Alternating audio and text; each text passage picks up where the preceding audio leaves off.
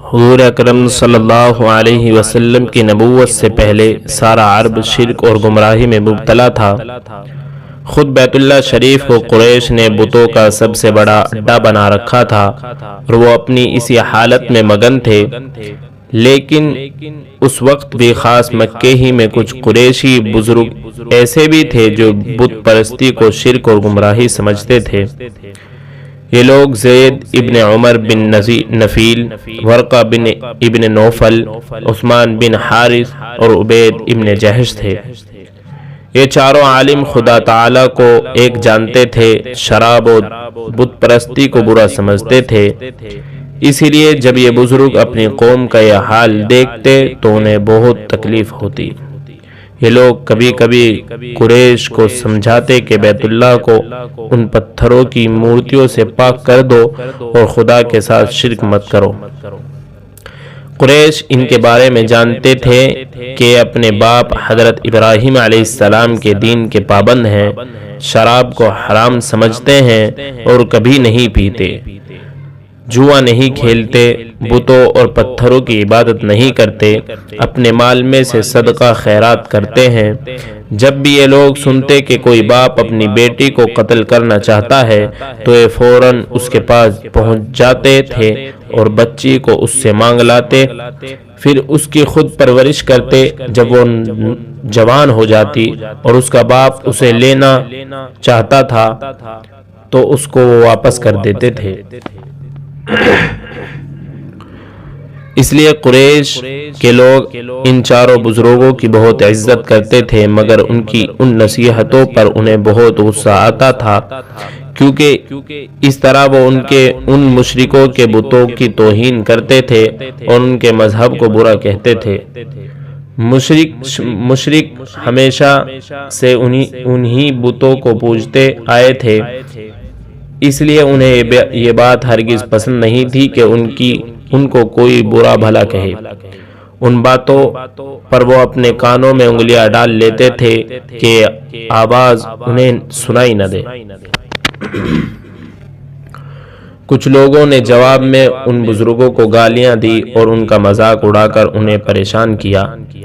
یہ بزرگ قریش کی گمراہی سے بہت تنگ تھے۔ آخر کچھ دنوں بعد ان میں سے کسی نے تو ہجرت کر لی اور مکہ کو چھوڑ کر چلے گئے، اور کسی نے عیسائی مذہب قبول کر لیا۔ صرف ایک زید ابن عمر بن نفیل اپنے باپ دادا کے مذہب پر باقی رہے۔ وہ کعبے کی دیوار کے پاس بیٹھ کر کہا کرتے تھے، اے اللہ، اگر مجھے معلوم ہوتا کہ عبادت کا کون سا طریقہ تجھے سب سے زیادہ پسند ہے تو میں اسی طرح تیری عبادت کرتا، لیکن افسوس مجھے وہ طریقہ معلوم نہیں۔ اور اس کے بعد دونوں ہاتھوں سے اپنے چہرے کو ڈھانپ کر سجدے میں گر جاتے تھے۔ قریش نے اپنے ان بزرگوں کا مذاق اڑایا اور انہیں گالیاں دی، کیونکہ انہوں نے کہا تھا کہ قریش گمراہی پر ہے اور ان کے عقیدے غلط ہیں۔ لیکن وہ لوگ نہیں جانتے تھے کہ انہی میں وہ نوجوان جو سب کے دلوں میں گھر کیے ہوئے ہے خود بھی ان چاروں بزرگوں جیسے عقیدے رکھتا ہے، یعنی ہمارے پیارے نبی رحمت عالم حضرت محمد مصطفیٰ صلی اللہ علیہ وسلم۔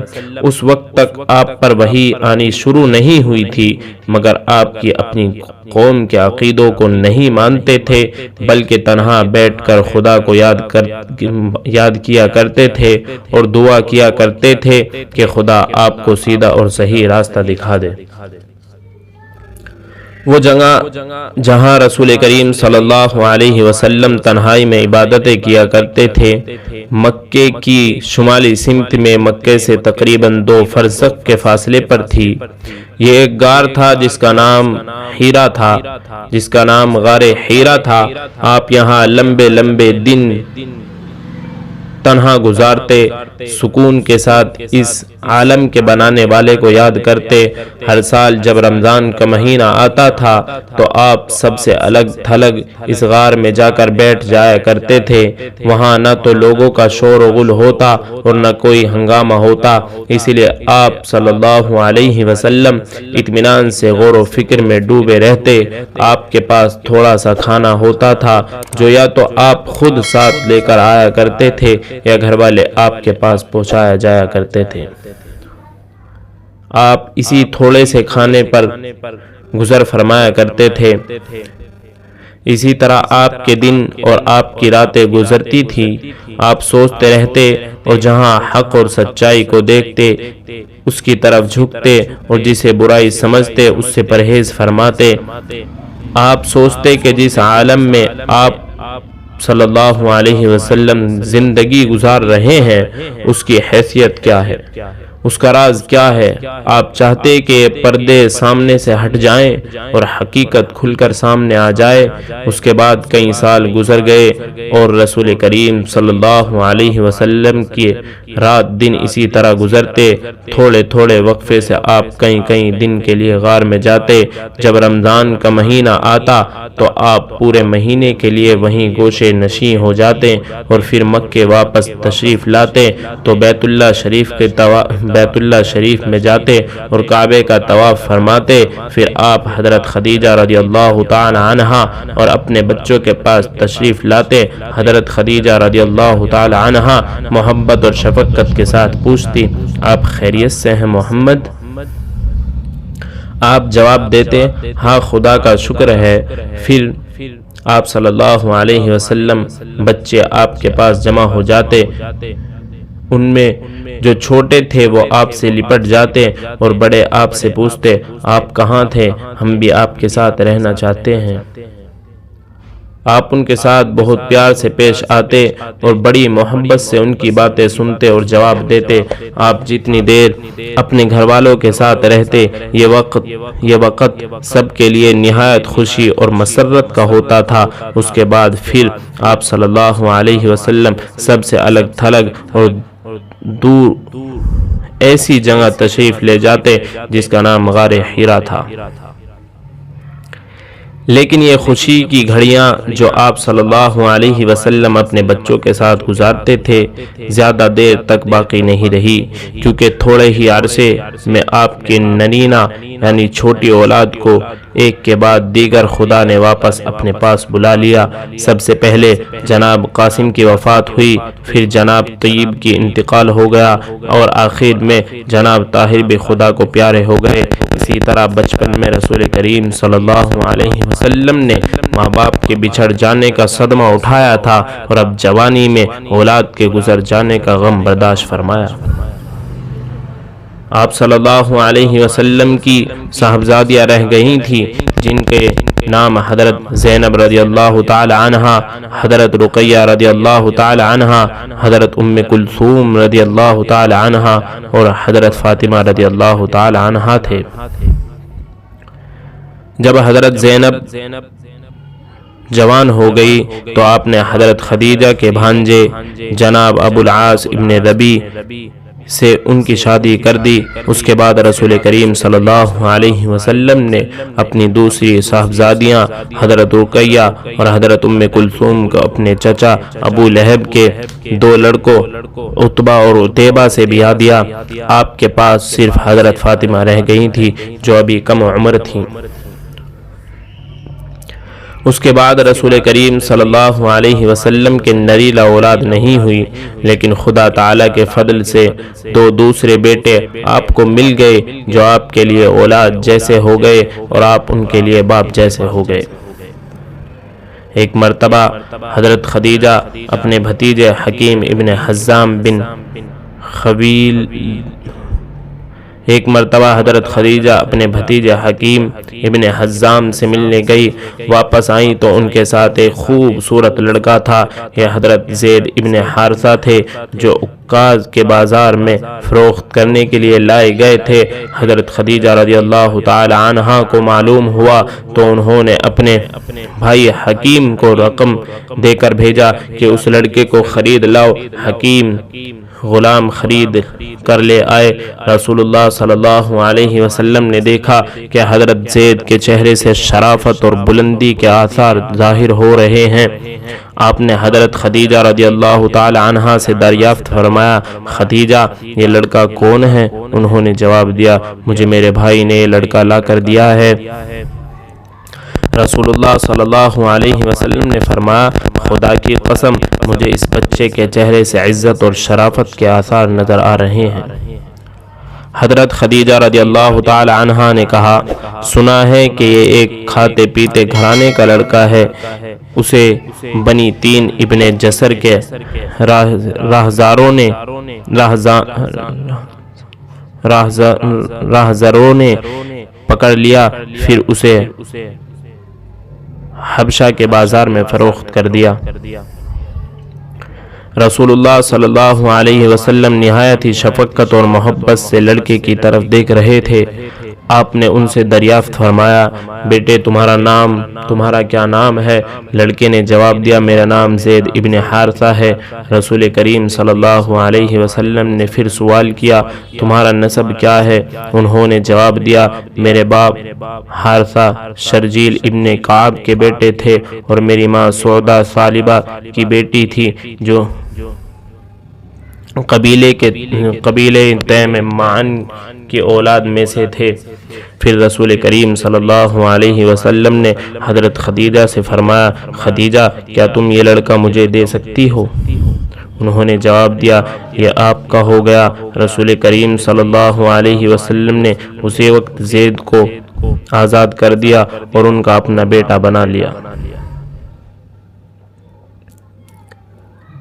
اس کے بعد آپ صلی اللہ علیہ وسلم نے زید کے ماں باپ کو ان کے بارے میں اطلاع کرائی تاکہ انہیں اطمینان ہو جائے۔ اس اطلاع کے کچھ عرصے بعد ہی زید کے والد اور ان کے چچا رسول کریم صلی اللہ علیہ وسلم کے پاس آئے اور آپ سے کہا کہ لڑکے کو ہمیں دے دیجئے۔ آپ نے فرمایا، اگر اس کے علاوہ ایک اور صورت ہو۔ ان دونوں نے پوچھا، وہ کیا ہے؟ آپ نے فرمایا، میں زید کو بلاتا ہوں اور فیصلہ اسی پر چھوڑتا ہوں، مگر وہ تمہارے پاس رہنا پسند کرے تو بغیر معاوضے کے تم اسے لے جا سکتے ہو، لیکن اگر وہ میرے پاس رہنا چاہے تو خدا کی قسم جو میرا ہے میں بھی اس کا ہوں۔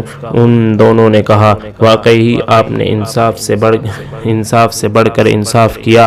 رسول کریم صلی اللہ علیہ وسلم نے حضرت زید کو بلوایا۔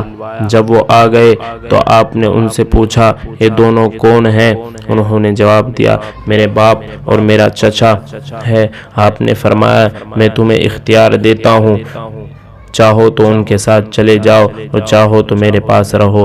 انہوں نے جواب دیا، میں آپ کے پاس رہوں گا۔ حارثہ کو بہت غصہ آیا اور انہوں نے ڈانٹ کر زید سے کہا، زید کیا تم اپنے ماں باپ اور اپنی قوم اور اپنے شہر کے مقابلے میں غلامی کو پسند کرتا ہے؟ زید نے رسول کریم صلی اللہ علیہ وسلم کی طرف اشارہ کر کے کہا، انہوں نے مجھے غلام بنا کر نہیں لیا ہے، بلکہ میں نے خود ان میں کچھ باتیں دیکھی ہیں جن کی وجہ سے میں کبھی ان سے جدا نہیں ہو سکتا۔ اسی وقت رسول کریم صلی اللہ علیہ وسلم نے زید کا ہاتھ پکڑا اور انہیں لے کر قریش کے مجمع میں آئے اور فرمایا، آپ سب گواہ رہیں کہ میرا بیٹا ہے۔ یہ سن کر حارثہ کا دل مطمئن ہو گیا اور وہ حضرت زید کو رسول کریم صلی اللہ علیہ وسلم کے پاس چھوڑ کر چلے گئے۔ رسول کریم صلی اللہ علیہ وسلم کی محبت اور شفقت کی وجہ سے حضرت زید آپ کے ساتھ بے حد خوش اور مطمئن تھے۔ ادھر مکے میں ایک سال شدید قحط پڑا، اس کی وجہ سے رسول کریم صلی اللہ علیہ وسلم اپنے چچا ابو طالب کے پاس سے حضرت علی ابن ابو مطلب کو بھی اپنے یہاں لے آئے اور ان کی پرورش اپنے ذمے لے لی، اس لیے کہ ابو طالب کی اولاد بہت تھی، وہ خود کوئی مالدار آدمی نہیں تھے۔ ادھر مکہ میں بہت سخت قحط سالی ہو گئی جس سے وہ اور زیادہ پریشان ہو گئے۔ یہ دیکھ کر رسول کریم صلی اللہ علیہ وسلم اپنے دوسرے چچا حضرت عباس کے پاس گئے۔ یہ بنی ہاشم میں بہت مالدار تھے۔ آپ نے ان سے فرمایا، چچا ابو طالب پر اولاد کا بڑا بوجھ ہے، ادھر آپ جانتے ہیں کہ قحط پڑا ہوا ہے، اس لیے میری رائے ہے کہ ہم دونوں ان کے پاس چلیں اور ان کا ایک ایک لڑکا اپنے گھر لا کر ان کا بوجھ ہلکا کر دیں۔ حضرت عباس کو یہ بات پسند آئی، چنانچہ وہ حضور اکرم صلی اللہ علیہ وسلم کے ساتھ ابو طالب کے ہاں گئے اور ان کے سامنے درخواست پیش کی۔ ابو طالب نے کہا، عقیل کے سوا میرے لڑکوں میں سے جس کو چاہو لے لو۔ یہ سن کر حضرت عباس نے جعفر کو لیا اور رسول کریم صلی اللہ علیہ وسلم نے حضرت علی رضی اللہ تعالی عنہ کو لے لیا۔ اس کے بعد رسول کریم صلی اللہ علیہ وسلم حضرت علی کے ساتھ باپ جیسی شفقت کا معاملہ کرتے اور حضرت علی رسول کریم صلی اللہ علیہ وسلم کے ساتھ ایک فرما بردار بیٹے کی طرح رہتے۔ رسول کریم صلی اللہ علیہ وسلم کی عمر مبارک 40 سال کے قریب ہو چکی تھی۔ اسی وقت آپ صلی اللہ علیہ وسلم اس سچائی کے قریب پہنچے جس کی آرزو میں آپ نے بچپن اور جوانی گزاری تھی۔ شروع ہی سے آپ صلی اللہ علیہ وسلم اپنا سارا وقت خدا کی یاد اور اس کی عبادت میں گزارتے تھے۔ ان عبادتوں نے آپ کی روح کو نور اور روشنی سے جگمگا دیا تھا، آپ کے قلب مبارک کو نورانیت اور پاکیزگی سے بھر دیا تھا۔ وہ سچائی اور حقیقت آپ کو ایک سچے خواب کی صورت میں نظر آئی، یعنی آپ نے ایک سچا خواب دیکھا جس کے بعد آپ پر ساری باتیں صبح کی روشنی کی طرح کھلتی چلی گئی۔ اس خواب میں آپ پر یہ بات ظاہر ہو گئی کہ اس دنیا کی رونقیں اور تفریحات صرف ایک دھوکہ ہیں، یہاں کے عیش اور آرام عارضی ہیں اور مٹ جانے والے ہیں۔ آپ نے سمجھ لیا کہ آپ صلی اللہ علیہ وسلم کی قوم سیدھے اور سچے راستے سے ہٹ کر اندھیروں اور بربادیوں کی طرف جا رہی ہے۔ آپ صلی اللہ علیہ وسلم نے سمجھ لیا کہ خدا صرف ایک ہے اور اس کی خدائی میں کوئی شریک نہیں ہے۔ وہی ان عالموں کا پیدا کرنے والا ہے اور وہی ہر آدمی کو اس کے کیے کا بدلہ دیتا ہے۔ اس لیے اگر کوئی شخص ذرہ برابر بھی اچھائی اور نیکی کرے گا اسے اس کا بدلہ ملے گا، اور اگر کوئی شخص ذرہ برابر برائی کرے گا تو اسے اس کا بدلہ دیا جائے گا۔ یہ سچا خواب آپ صلی اللہ علیہ وسلم کو بار بار نظر آتا اور وہ تمام چیزیں اور سچائیاں آپ کے سامنے آتی چلی جاتی جن کو آپ صلی اللہ علیہ وسلم تلاش کرتے تھے اور جن کی اصلیت کو آپ صلی اللہ علیہ وسلم سمجھنا چاہتے تھے۔ حق اور سچائی بھی آپ کی نظروں کے سامنے آ گئی اور جھوٹ اور دھوکے بھی آپ صلی اللہ علیہ وسلم کے سامنے آ گیا۔ اسی طرح آپ کے دل کو جہاں سکون و اطمینان اور ایمان اور نور حاصل ہو گیا، وہیں آپ کے قلب مبارک خدائے بزرگ اور برتر کی قدرت اور بڑائی سے لرزا اٹھا۔ برسوں تک سچائی کو تلاش کرنے کے بعد آپ نے اسے پا لیا تھا، اور اگرچہ اب آپ صلی اللہ علیہ وسلم کے دل کو سکون اور اطمینان حاصل ہو گیا تھا، لیکن اس سچائی کا راز کھل جانے کے بعد جب آپ صلی اللہ علیہ وسلم نے اپنی قوم کی حالت پر نظر ڈالی تو آپ کا دل خوف اور دہشت سے کانپ اٹھا۔ خدا تعالیٰ نے اپنے پیارے نبی پر فضل و کرم فرمایا اور آپ کو اس راستے پر چلایا جس پر وہ لوگ چلے ہیں جو خدا کی رحمت اور مہربانی اور کرم کی امیدوار ہوتے ہیں، لیکن آپ کی قوم اندھیروں اور گمراہیوں میں بھٹک رہی تھی۔ اس کو سمجھنے والا کون ہوگا اور کہاں سے آئے گا؟ آپ کو ہمیشہ یہی سوچ رہتی اور اس کی وجہ سے آپ صلی اللہ علیہ وسلم غمگین رہتے۔ وہ خواب صبح کی روشنی کی طرح آپ کے سامنے آ جاتا اور آپ بار بار اس کو دیکھتے جس سے وہ راز آپ پر کھلتے جاتے جو اب تک آپ صلی اللہ علیہ وسلم سے چھپے ہوئے تھے۔ اب ہمارے پیارے نبی پر خدا کی طرف سے وحی نازل ہونے کا وقت قریب آ چکا تھا اور اس کی طرف سے آپ کو یہ عظیم الشان ذمہ داری سونپی جا رہی تھی کہ آپ سارے انسانوں کو خدا سے ڈرائیں اور انہیں سیدھے راستے پر چلنے کی تبلیغ فرمائیں۔ جب سے یہ سچے خواب آپ صلی اللہ علیہ وسلم کو نظر آنے لگے تھے اس وقت سے آپ کا دل دنیا سے بالکل اچاٹ ہو گیا تھا۔ اب آپ پر ہر وقت تنہائی میں یاد خدا فرماتے رہتے۔ اس کے بعد رمضان کا مہینہ آ گیا۔ حضور اکرم صلی اللہ علیہ وسلم اپنی عادت کے مطابق غار حرا میں تشریف لے گئے اور خدا تعالیٰ کی یاد میں مشغول ہو گئے۔ جب گھر والوں میں سے کوئی کھانا وغیرہ لے کر آتا تھا تو آپ آپ کو خیریت سے دیکھ کر مطمئن ہو جاتا۔ گھر والے آپ کی طرف سے غریبوں کو خیرات و صدقات دیتے اور آپ کے لیے دعائیں حاصل کرتے۔ اس طرح رمضان کے کئی دن گزر گئے۔ ایک رات کو سحر کے قریب اچانک آپ کے سامنے ایک فرشتہ ظاہر ہوا۔ فرشتے نے آپ سے کہا، پڑھیے۔ رسول اللہ صلی اللہ علیہ وسلم خوف زدہ ہو رہے تھے۔ آپ صلی اللہ علیہ وسلم نے جواب دیا، میں پڑھنا نہیں جانتا۔ اس کے بعد آپ نے محسوس فرمایا کہ فرشتے نے آپ صلی اللہ علیہ وسلم کو اتنے زور سے بھیجا کہ آپ علیہ السلام کا سانس گھٹنے لگا۔ پھر اس نے آپ علیہ السلام کو چھوڑ کر کہا، پڑھیے۔ رسول اللہ صلی اللہ علیہ وسلم نے پھر فرمایا، میں پڑھنا نہیں جانتا۔ فرشتے نے آپ علیہ السلام کو دوبارہ سینے سے لگایا اور پہلے سے بھی زیادہ زور سے بھیجا، پھر کہا، پڑھیے۔ آپ علیہ السلام نے پھر فرمایا، میں پڑھنا نہیں جانتا۔ فرشتے نے تیسری مرتبہ آپ کو سینے سے لگا کر بھیجا اور پھر کہا، اقرأ بسم ربک الذی خلق خلق الانسان من علق اقرأ وربک الاکرم الذی علم بالقلم علم الانسان ما لم یعلم۔ اس کا ترجمہ یہ ہے، اے پیغمبر صلی اللہ علیہ وسلم، آپ پر جو قرآن نازل ہوا کرے گا اپنے رب کے نام لے کر پڑھا کیجئے، یعنی جب پڑھو تو بسم اللہ الرحمن الرحیم کہہ کر پڑھا کیجئے۔ جس نے مخلوقات کو پیدا کیا، انسان کو خون کے لوتھڑے سے پیدا کیا، آپ قرآن پڑھا کیجئے، اور آپ کا رب بڑا کریم ہے، جو چاہتا ہے عطا فرماتا ہے، اور ایسا ہے جس نے لکھنے اور پڑھنے کو قلم سے تعلیم دی، اور عموماً انسان کو دوسرے ذرائع سے ان چیزوں کی تعلیم دی جن کو وہ نہ جانتا تھا۔ فرشتے نے جو آیتیں پڑھی، رسول کریم صلی اللہ علیہ وسلم نے انہیں فوراً دہرایا۔ یہ الفاظ گویا آپ کے دل پر جم گئے تھے۔ آخرکار حضرت جبرائیل علیہ السلام رسول کریم صلی اللہ علیہ وسلم کے پاس سے واپس ہوئے اور آپ ڈرتے اور کانپتے ہوئے حضرت خدیجہ کے پاس تشریف لائے۔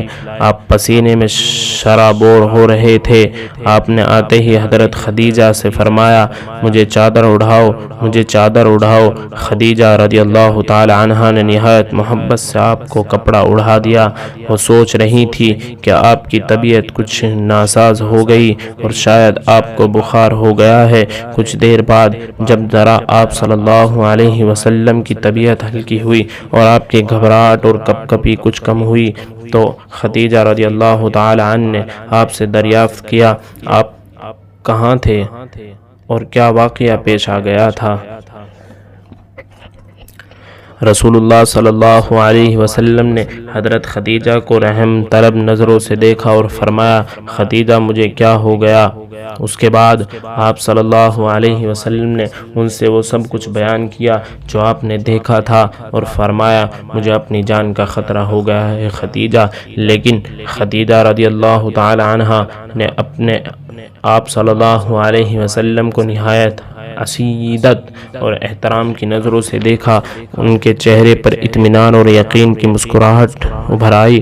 انہوں نے آپ کو تسلی دیتے ہوئے کہا، یہ خوشخبری ہے محمد صلی اللہ علیہ وسلم، خدا کی قسم جس کے ہاتھ میں خدیجہ کی جان ہے، مجھے یقین ہے کہ آپ صلی اللہ علیہ وسلم اس امت کے نبی ہیں۔ خدا کی قسم خدا آپ کو کبھی ضائع نہیں کرے گا۔ آپ رشتہ داروں کے حقوق پورے کرتے ہیں، ہمیشہ سچی بات کرتے ہیں، امانتیں ادا کرتے ہیں، مصیبت کے ماروں کی مدد کرتے ہیں، مہمانوں کی عزت اور خاطر کرتے ہیں، نیک اور اچھے کام کرتے ہیں۔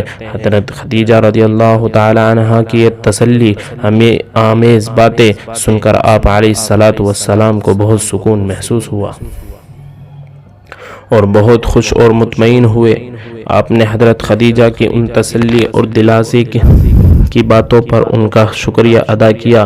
اس کے بعد آپ صلی اللہ علیہ وسلم آنکھیں بند کر کر لیٹ گئے۔ خدا تعالی آپ صلی اللہ علیہ وسلم پر خیر اور بھلائی نازل فرمائے گا۔ یوں تو حضرت خدیجہ رضی اللہ تعالی عنہ حضور کریم صلی اللہ علیہ وسلم کو تسلی دے چکی تھی، مگر پھر بھی انہیں اس بات کا خیال لگا رہا جو آپ نے ان کو بتلائی تھی۔ اس کے واسطے انہوں نے سوچا کہ یہ بات اپنے چچا زاد بھائی ورقہ ابن نوفل سے بھی پوچھنی چاہیے، کیونکہ ان کے بارے میں مشہور تھا کہ وہ بہت بڑے عالم ہیں اور کئی مذہبوں کے بارے میں بہت کچھ جانتے ہیں۔ ورقہ ابن نوفل پہلے یہودی ہو گئے تھے، پھر انہوں نے عیسائی مذہب اختیار کر لیا اور انجیل پڑھ کر اس کے کچھ حصوں کا عربی میں ترجمہ کیا تھا۔ غرض حضرت خدیجہ رضی اللہ تعالی عنہ کے پاس پہنچی اور جو کچھ رسول کریم صلی اللہ علیہ وسلم نے ان سے بیان کیا تھا اور جو کچھ دیکھا اور سنا تھا ان کو بتلایا۔ ورقہ ابن نوفل نے جیسے ہی یہ سنا ایک دم پکار اٹھے،